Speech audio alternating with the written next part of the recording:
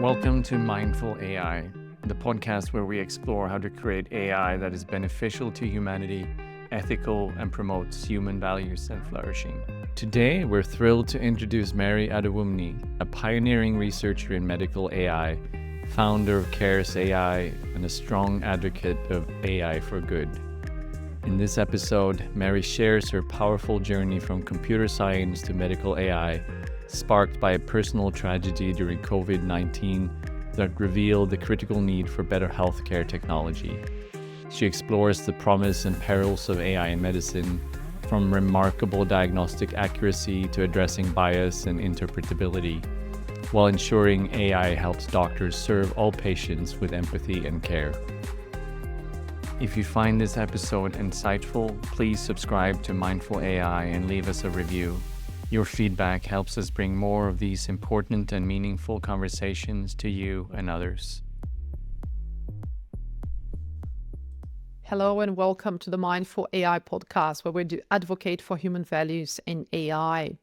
So today we have the pleasure to speak with Mary Adewunmi. She's a PhD candidate at the Menzies School of Health Research, Charles Darwin University. Her work focuses on using programming and AI to support better decision-making in chronic disease treatment. Mary is the founder of Cares AI, a research group exploring how AI can improve cancer care. And she serves on the Global Scholar Association Committee for the American Association of Cancer Research.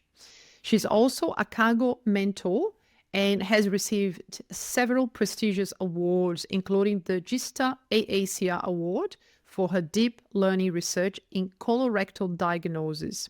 Mary is passionate about using technology to improve clinical outcomes and has presented at leading AI conferences worldwide. So thanks so much, Mary, for agreeing to have a conversation today. We met, we connected a couple of years ago on LinkedIn, thanks, and Matt. finally here we are today. So thank you. Yeah, so let's get into it. First of all, I haven't met you before. We did a little or just online briefly for preparing for this interview, but yeah. So I'm not too familiar with your origin story, but what is it that inspired you to go into this area of Matt. medical AI specifically? The background matters. So there's a lot about my background that most of the time that I would say it's influenced my research decision and my focus. So I come from Nigeria. Nigeria, we call it the giant of Africa. It is a developing country. So that means we don't always have the kind of advanced hospitals or healthcare system you will see in Australia. But what do we have? We have just a set of people, with grades, with determination, with all the challenges that happens with developing countries. And maybe I'm one of them that has one of those people.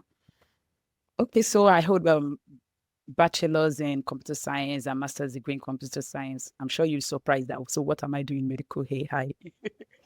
Okay, so then I can write code in C++, Java, HTML, name it, Python, But in 2020, something came up. If we're all aware, it was COVID-19. So, and the world shut down, everywhere, lockdown, empty streets, and so many issues going on in the world.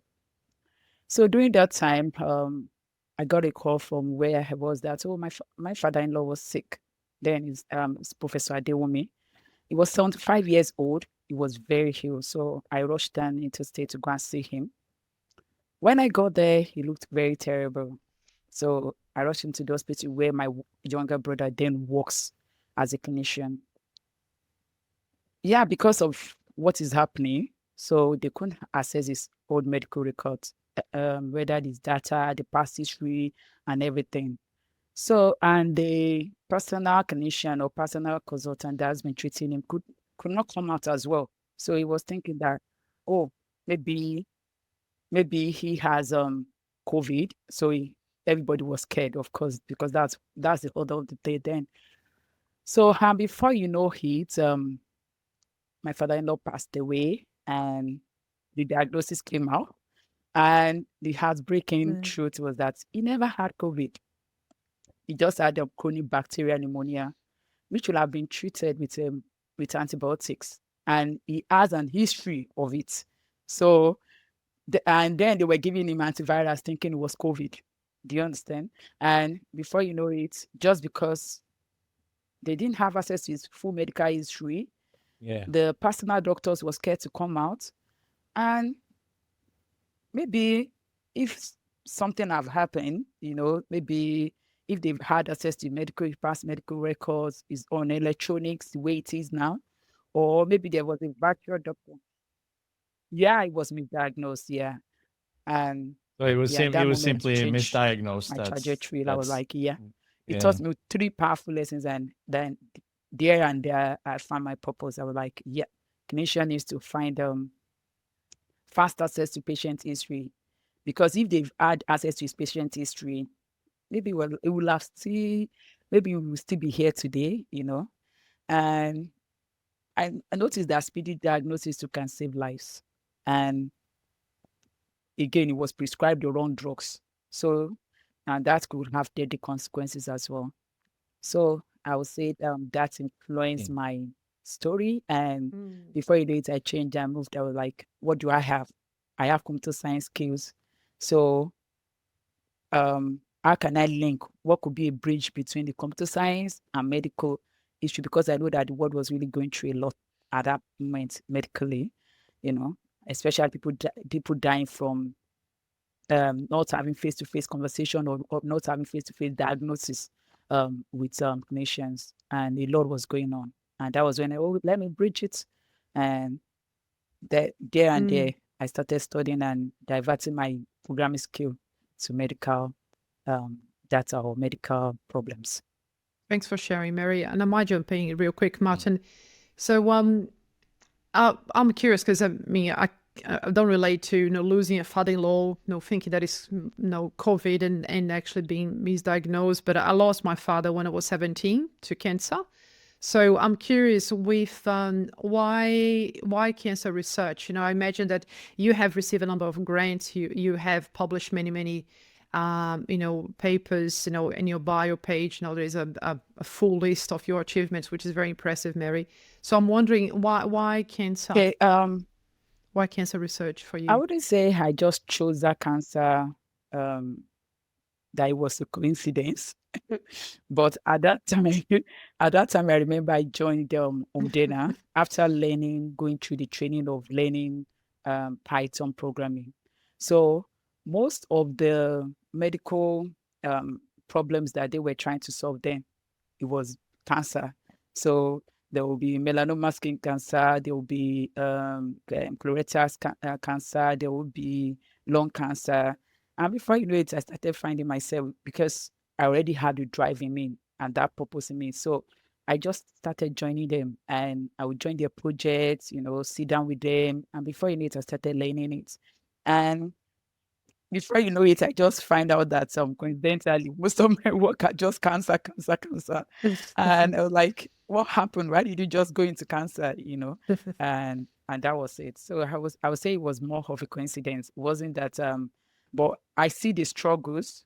The struggle, I think that's another thing, because the more you delve into a particular area, the more you know their pains, the more you feel their pains, the more you relate to what they're doing, the more you relate to what they're going through. So I would say that really contributed a lot, because I would sit down and listen to the life stories of these people, from the stage of diagnosis to them, some that survived the ringing the bell, and and I'll be like, oh, I want to be part of this. I want to be part of this. And before you do it, I started. The drive kept me going, and and I just stopped. Yeah. And now you're here. And I must say, it's incredible to be able to make a contribution into something that is so obviously helpful and meaningful and beneficial. So just well done on finding this way to kind of combine your background and your personal experience Thank and you. interest into this field. That's really inspiring. And so you're a founder of cancer research with AI, Yeah, or CARES AI. Is yes, yeah. that how you pronounce the Mm. abbreviation? CARES AI. Yeah.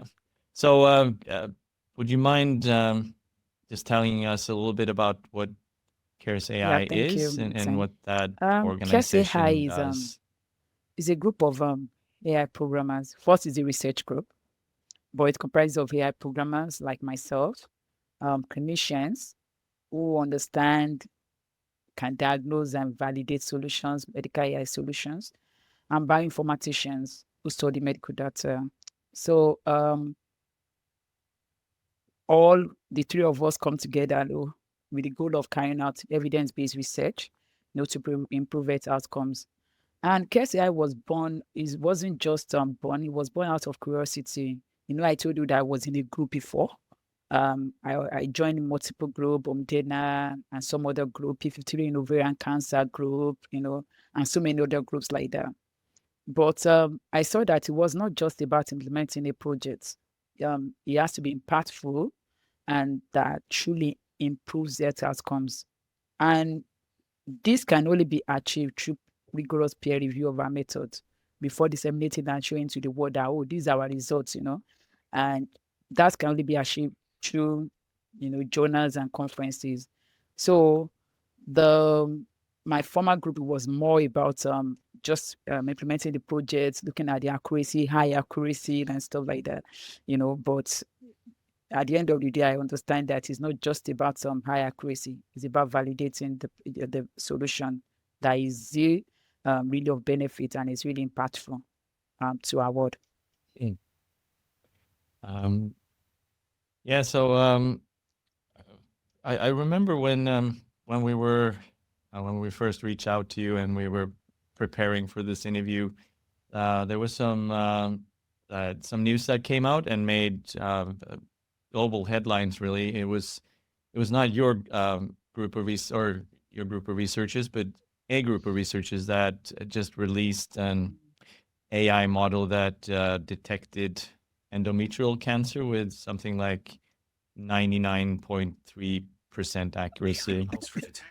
So, whoa! And now my phone starts talking to me. That's interesting. That was literally my AI Want to join the conversation?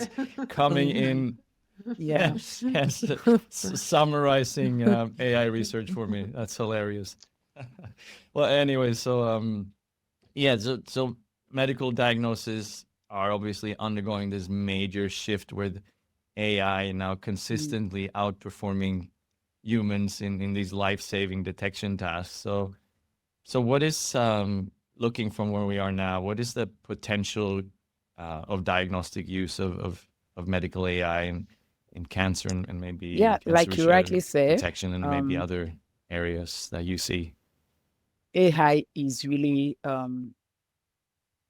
working at or outperforming human performance, outperforming humans now. Yeah, because of the accuracy, the lot of accuracy, good accuracy. But looking at it, I see that there are a lot of changes going to happen, or has already happening. The lung disease, accuracy in lung disease, colon cancer, stroke detection, with diabetic retinopathy, and so many other things with this high accuracy. But looking at it too, I see that there will still be personalized medicine. Personalized medicine is in getting the accuracy unique to a human or to a human diagnosis, maybe through DNA, through the what's it called, biometrics of such patients. There will be continuous work going on in this area, and it is a big deal that AI in medicine is really saving lives. But with that comes responsibility, really looking at it. Or if we have to be if we had to be straightforward in our judgments or really looking at it critically. So the future of diagnosis is not just about smarter machine, it's about better care for everyone.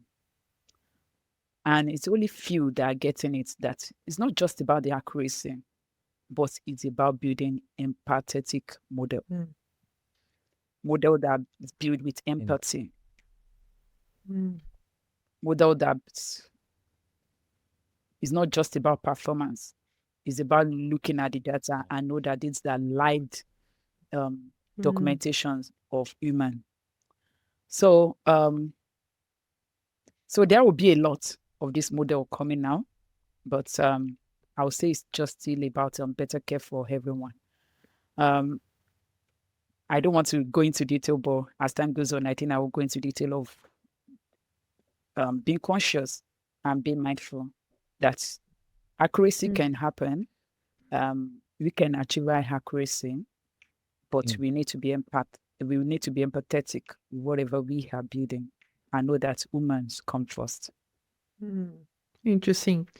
You're talking from a holistic point of view, I guess. And thanks for, you mentioned better care for everyone a couple of times. And what I'm thinking is democratization of diagnosis, which back to your father-in-law story. And I don't know, I think with them was more timing and the circumstances, but many people, especially in developing countries, and me coming from Brazil, we know where we have a very diverse, we have people living European lifestyles, kind of, with people living very, very poor conditions.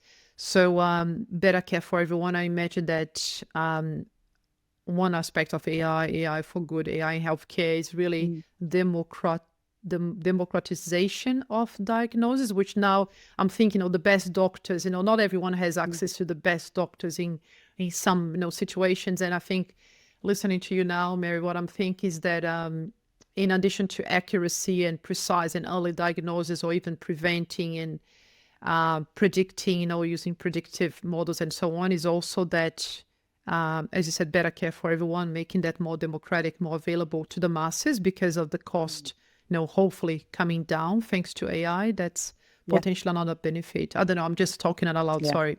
I hope that makes sense. Yeah. Don't know if you have any comments.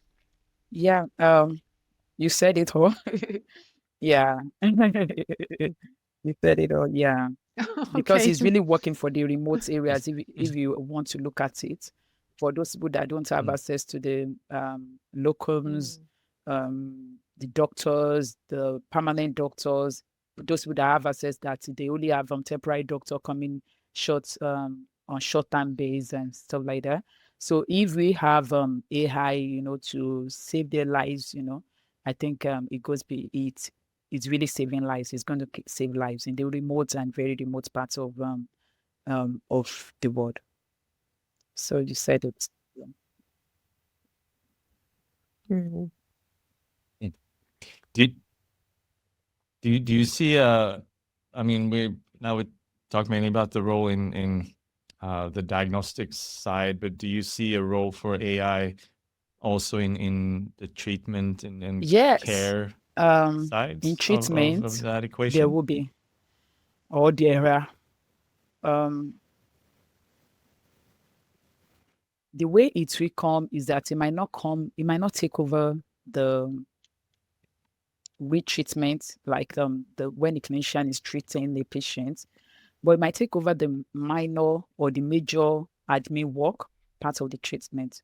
Like my PhD now is for treating chronic kidney disease, cardiovascular disease, and diabetes. And is for what I'm designing is a system for medication. So the system for medication, that's clinical decision support system for medication, it can be done with AI as well. Though mine is rule-based, but it can be done with AI. But what we are saying is that after designing these systems, there are a lot of things that goes into designing the system. It won't just come that, we design the system and just, is accurate or something. So in treatment, it will come in those maybe having a system, easier access to system to assist clinicians, to assist clinicians, not taking woman from the loop, So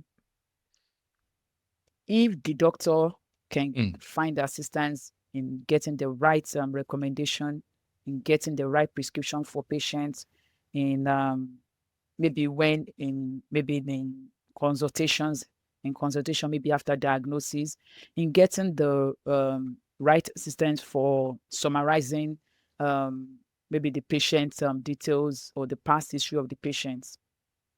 That means he's assistant to in treatment if you want to look at it. So the treatment, it takes the major or the bulk of the treatment, it takes it out so that the clinician can focus directly on what needs to be focused on. So like, there's so many aspects of that. So I've mentioned prescription, that's the treatment process. I've mentioned in consultation, that's part of the treatment process as well. Then there are robots too, robots that are built with AI as well. I was talking about the last time that we were talking about the Mayo Clinic, and they have robots, that assist in surgical departments, and there are a lot of things that they are doing, but it's just that they are supervised by human. So yeah, so it's going to go a long way in assisting in treatments and even in prognostics and predicting the life afterwards, after the diagnosis. So everything is going to assist, or he's already assisting after diagnosis. So if you so looking at where we are right now in this emerging field, what are some trends in like AI medicine that excite you, and also are there some trends that are concerning to you, or do you see some I guess what are the potential upsides here, and also are there some risks that we should be aware of at this if point? any? Yeah. There are a lot of things that excite me because I represent AI for good. I represent AI for good. The fact that there are a lot of predictive diagnostics that is carrying out and is saving lives of people. You saw the that's the arterial fibrillation, the one that we wear on our watches, and he's saving a lot of people from having sudden heart attack or and stroke. So many people, he would tell them, he would let them know that, oh, your BP is high, and it's exciting to see that. That means he's saving lives. Then in personalized medicine as well, using genomics, using your personal DNA, or suiting it to just focus on you, and not mixing it with another person. It's really good. It's really getting there. If you see the example of what's it called, the research papers that were released in the cancer research with AI track, there's no specific track in AACR this year, but I tried to use a keyword to extract those things, and I was like, yes, this looks good. So that means it's really assisting. Then another one is the screening and diagnosis in remote areas, which we discussed as well. AI assisted surgery as well. Drug discovery. Now, almost frequently, we have FDA approving some drugs, they've approved this drug, they approved those drugs with the likes of AlphaFolds and the rest, I think that's an interesting part as well. But there are some areas that actually worries me. First, I will talk about the bias in training data. Most of the data, because the quality of a model is dependent on the kind of training data it uses to formulate that model or to design that model. So sometimes you see some models that we call it non-generalizable, models that are not generalizable.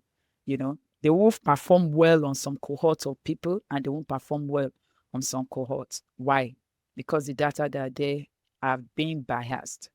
So sometimes you see maybe the data is just on Because if it's being trained, like if the data is being trained on just black alone, and you go and use it to diagnose the white, it's not going to get the right diagnosis, because the way we have formed everything about our life from the beginning, they are totally different medically. The way a cancer is going to react on my body will be different from the way it's going to react, or the presentation is going to give on the white.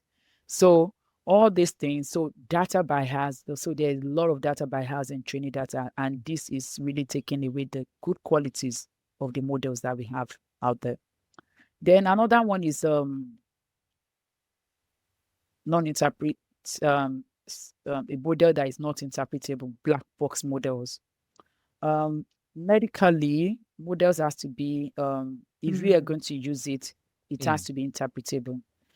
That is, the doctor should be able to understand this model before he can trust that model, that, oh, and this is causing a lot of gap or a lot of non-acceptance from the clinicians. Like, I don't understand it.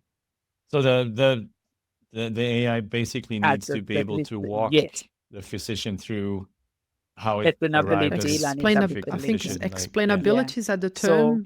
So those two work together, interpretability and explainability. So we have so many explainability models. We call XAI, and it's really, really important for them so that they can understand and assess the AI models. Another thing is the data privacy and security issues. If you are in this part of the world, there was a data leak recently, and it was everywhere. And they were like, "Oh, how did our data get to this point?" And so many data up there. We had to get to a point that we treat data, like I said, as a lived experiences of people. So we have to be very careful. We don't all in the name of AI, you go and put, you want the best, and you just go and dump people's data and use it in an AI model. No, it's not acceptable. Another thing that is very important is the regulatory issues. Then nobody's taking responsibility of all these issues. So there are so many regulations, policies, that have not been put in place for this AI. So it's as if the AI just come, and there's so many disheartening issues that are really happening. And all these ones, I would say, they worries me. I was just thinking, if you could change like one thing about how AI in healthcare is being developed and governed right now, what would that be? What is the most important thing for us to get right at this point to address the things that you mentioned? I would say the umbrella point I would say is policies. We can say policies is dry, but the truth is that the rules we put in place will either protect us or leave us vulnerable tomorrow. So there are so many policies that we need to put in place for AI implementation. And I didn't just get at this, after thinking it through. I don't know whether you saw this AI generated content, and there's so many bad AI generated content that we have, and it's really portraying AI that people don't really want to trust the models. Okay, so I came across a video that was done or made with generative AI, where a baby is being abandoned by the mother and let to be guided by a dog in the middle of an expressway, I mean a motorway. And I saw it, and the baby was crying. They are using the diversion models, all these diversion models to make the baby to be moving, and and I looked at it and I was like, what is the meaning of this content? If there are policies in place, the owner or the developer of such supposed to be held responsible. Before you produce a model, let it go through some rules, and knowing that whether we like it or not, the potential benefit outweighs the risk. If it's not benefit, share it to human, and that's taking care or knowing that it's all about human lives here, or it's all about human. If it's not beneficiary, we don't need to produce it. There's so many, I'm not going to use, but there's so many nonsense models out there, and they just be like, what's this used for? I don't understand. As in, you just be like, do we have to produce it? It's not beneficiary, it's not useful in any form, it's just there. And you're like, why do they have to produce it? But if there are ethics or the policies and ethics guiding all this and holding them responsible, holding the developer, both the developer, the users, and everything before even the advertisement world and everything that are promoting these AI models, if they are being held responsible, I think that really could change the way we are implementing AI model. Thanks, Mary. Wow, there's a lot in there that I'd like to explore a bit further. So, what I'm hearing, yeah, you believe that, and please correct me if I'm wrong, Mary. I'm hearing that, yeah, there are policies, but not necessarily we're implementing the policies No, that we do- exist, and maybe there are also missing policies. We don't have the and we missing don't have standards. policies yet. We To be don't. We don't have enough. Yeah. Enough. Okay. In the healthcare industry, because our last episode we interviewed Merve Hickok. She's heavily involved in policy and procedures around AI, but very, very broadly speaking, not in the healthcare industry. But what I'm hearing in the healthcare industry, there may be not enough policies. And even if there were, a question in my mind is, one thing is to have a governance framework in place. I mean, to define a governance framework, policies, procedures, and legislation. Another thing is to actually make sure people are following. So there are two steps. One, design, approve legislation, which can take forever, countries, organizations, etc. And then is to make sure the developers, whoever is in charge, machine learning experts, data scientists, is actually following, in day to day. So I wonder, because you are very hands-on, from, you said you use programming C, Java, so you like me and Martin, you did some coding in the past and now you're involved with research, so you're very patient, dealing with patients as well. I wonder, what do you think would be, if you had a magic wand? Probably if you had a magic wand, it would be probably easy to resolve, but what do you think it's a doable approach? Because part of me, and I'm asking because I think that waiting for organizations and countries to agree on legislation, that could take a long time. And I think people like you and your peers have a lot of decision power right now, because as you said, some people are creating models that are absolutely nonsense and non-beneficial, while others like you are now doing AI for good. So until we have those policies and procedures in place and ways to enforce, make sure that they actually followed and applied, what should we do? Thank you. Yeah. I think it all starts from the problem. We have to first look at, before we design for our home, before we design, we look at the problem. Is it something that impacts human? It's not just about our brilliance here. And so when we start, it's not about ego. It's not about, I produce the most accurate model and, and it's just about the trends, because now everybody wants to flow with the trends. It's all about everything about me, the trendy thing that, I'm using here, I'm doing this, I'm doing that. Then, Full circle, Martin. So, but now going to the basics, let's start from the data. We should know that a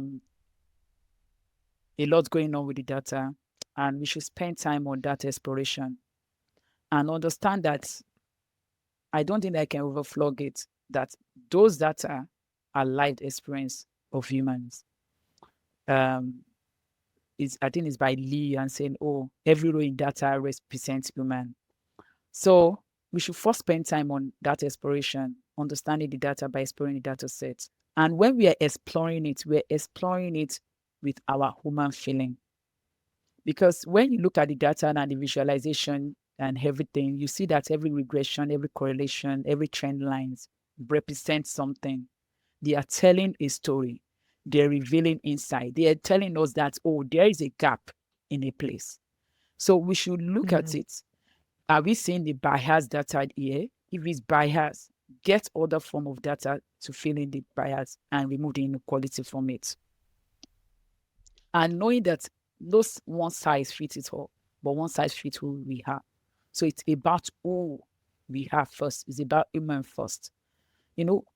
When we start with that data exploration, it will really guide us, really. Then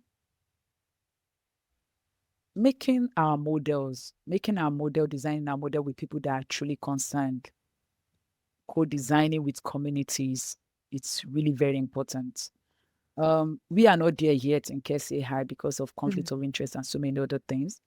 But in my school, every model, they try to co-design with the people that are going to use those models in the future. And that's why research, carrying out evidence-based research is really paramount too in AI. So that it's not just about the model. It's about using it, making it relational, not just a technical thing that, oh, I designed this, and having the model, and just be there and nobody understand it. Nobody can, the clinicians are not understanding it. Everybody cannot understand it. They cannot understand it. They will just be like, oh, they can't relate with it. But if you so if you are not co-designing with people that have this that you want it to want them to have the impact on, it's not really going to make sense to them, no matter what it is. They will just see it as somebody that a model that is just there. People are just saying, hey, I'm model. And I think example of that is ChatGPT. ChatGPT trains data on majorly all forms of human, all forms of our conversations. They got all their training data from Google, right? Then you will say, oh, everything. You say, Google it. We don't know we are feeding our information to Google. We keep feeding our information to Google. Google sold the data to ChatGPT. ChatGPT becomes. So it was trained on billions, and when we see the training data that model or that the model they used was built on, and you see the way he keeps rising, and the exponential trend. If you look at it, you know that this was planned a long time ago. It doesn't just get there in 2020s that we think it got there. No, it didn't just get there. It was a long-term process. So I think it's very important for us to co-design, because they were really intentional about co-designing with people. That's why sometimes you see some information and you be like, why did they get it? How did they got it? They collected all the data that we've been Googling. Oh, Google it, and they were collecting our data. Yeah. Another thing is we should support make our model to be human in the loop. That is not replacing human, but allowing human to be part of the process. Oh, there was this meme that comes out that, oh, I don't want AI to do my heart. I want AI to do my cleaning, my dry cleaning, my laundries and everything, and it went viral because the lady was looking at the aspect that I don't want AI to take away my brain, but I want AI to take away all my dependencies, all the little things that I'm spending time on. I want AI to take it so that I can use my brain to do something meaningful, So we should try and make AI be intentional about making AI not to be a replacing. In situations where they can replace, where there's autonomous treatment, like in the remote and very remote area, it is understandable. But in a situation where we have clinicians, why can't we design systems that we assist the clinicians, not replace the clinicians? And another thing is that making AI to be accountable for every developer, every consumer. You were talking about it, Nat. Every developer, every consumer, make them accountable and responsible. That if you do this, if it's going to affect the community or the people that the end users in the very wrong way, you'll be held accountable. You'll be responsible for it. You'll be face the music. I think all these things, I think they will really assist in building trust. They will really assist in those are things that I think I would say I would try and make difference, do differently if if I'm being given the opportunity to change the world through AI. Yeah. Yeah. If we had a magic wand. Thanks so much, Mary. This has been a wonderful conversation, and we might have to have a part two. I'm conscious of time. And Martin, you might have a couple of final questions. I have one final, but I'll head over to you first before we start to wrap up. Yeah. I actually, something that came up, and this might be, we might need a part two but I'll just throw it out there anyways. So, with AI, it's obvious that it's very Yeah. good at, detecting patterns and drawing inferences from the data we feed it. I mean, much better than we are. But recently, I've been having these conversations on whether AI can be truly creative, in the sense that it can take that leap from beyond the data that it's trained on and come up with something that is truly novel and truly innovative. And it's a huge question, but I'm just interested in, are you seeing like true creativity or innovation coming out of AI as we know it currently, just machine learning and generative AI, whatever? Or do you think we're not there yet, that AI can really bring true innovation? What's your sense? Well, presently, I will be critical, or I will be conscious of my tone. Maybe we're not there yet, and it's really getting worse with everything AI. So many people are now reliant on AI. Then we human, we are the one that design it, right? We have a way of multitasking and using our brain, to produce something innovative, something totally different, something new. AI is not really new, but something new. But still, it was so some people that came together and they were like, "Oh, let's start this," and and bring it from the past, from the reviews, because I think it has been in 1960s, and somebody has already made a thought and talked about, there's something that's going to happen in the future. He's AI, he did not know what is going to make it out there. But we know that this thing came out because of COVID.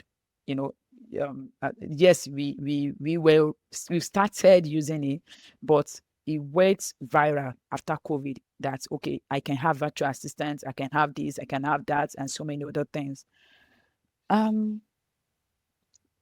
So before you can come up with something new, you still have to explore the human. You still have to start with the human, because if you're looking at the machine alone, or if you're looking at the so-called the way it's been designed alone, I wouldn't say I wouldn't say something new is going to come up.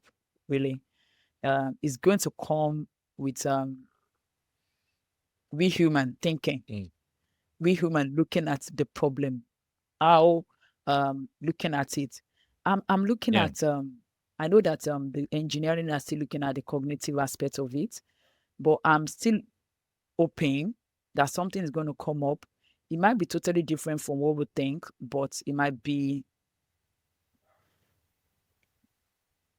the neuroscience aspect, that is the brain aspect. So it has to be somebody thinking differently, somebody not thinking the way we are thinking right now, somebody multitasking and say, okay, without AI, I'm going to design something. I'm going to design something that is going to change the world and going to shoot the world or something.